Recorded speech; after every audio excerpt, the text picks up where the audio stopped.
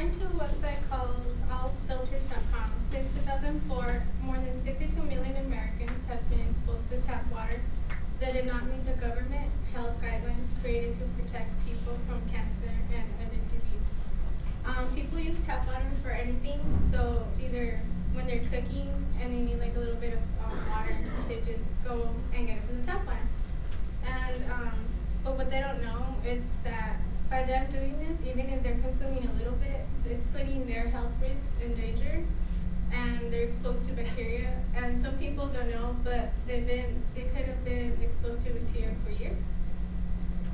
I used to always drink from tap water. Well, not all the time, but like, say if I'm cooking, I would get a little bit. And all that changed when I guess I needed I don't remember what I was doing, but I needed a little bit of water, and I got sick from it. So from then on, I stopped drinking tap water, and so in the speech, I'm gonna talk about the dangers of tap water and what it can do to your health. I'm gonna go over what's inside of the tap water, what it does to your body, and like a solution to it, which is like the process of water purification. So some of the diseases that are in tap water is coliforms, which is the most common bacteria. They're found in soil or water that has been influenced by surface water, and surface water is like, say, a lake, and that water gets contaminated by like say if there are fish in the lake, they lay their eggs. So when they start the process of purification, they don't clean it well enough, so that like the eggs stay in there. And either human or animal waste. The iron bacteria is it gets in the water by the iron that dissolves during the purification process.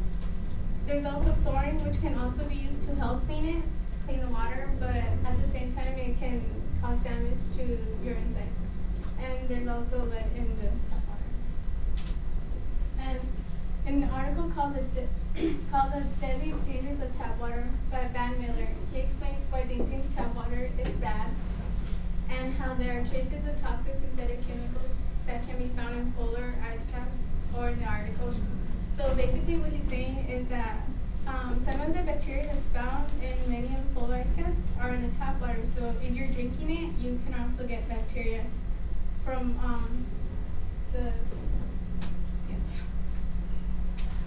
And this is the picture that it's like the colored area. It's where the tap water is like contaminated and it's not really safe to drink. And like a random fact that I thought was kind of interesting was that the 3% of the world's water is only fresh water, and that 1/3 is only drinkable. So now that I've talked some of the diseases that can be found in tap water, I'm going to talk about the effects it does to your body. Even though health government officials try to take many precautions to clean the water, sometimes there still may be E. coli and other parasites in the water. When this happens, they set up an advisory that's called water boil advisory, and they suggest you to boil the water if you are going to use it. And some of the health risks is that it can get chlorine into your systems, and the lead can go into your systems. And then this is a quote that an article by the New York Times said that the claim that lead is rarely found in source water but can enter through corroded plumbing. So like I said before, most of this happens in old houses. So if you have old plumbing systems, that's where it can be found in. And according to the National Resources Defense Council, 900,000 people get sick a year in the U.S. because of tap water, and 900 die from water contamination. And 50 million people in the U.S. are poisoned by radioactive radiation in the water. So a solution that it's like for cleaning the water is sedimentation, and during this process, they let water plants, they let the water sit there for a period of time in order for it to allow the solids to follow the solution and into the sedimentation.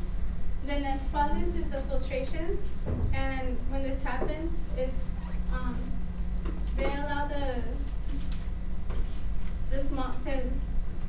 there's a lot of smaller particles that survive the sedimentation process to be taken out. The disinfection process is that since bacteria and viruses can't be taken out through filtration, they use chlorine to take out the bacteria in the tap water. And so we discussed the dangers of drinking tap water and the process of the tap water purification. We talked about the diseases and bacteria in the tap water, what it can do to your health, and the process of their purification. And I hope that what I talked about today gave you a better understanding about the dangers of tap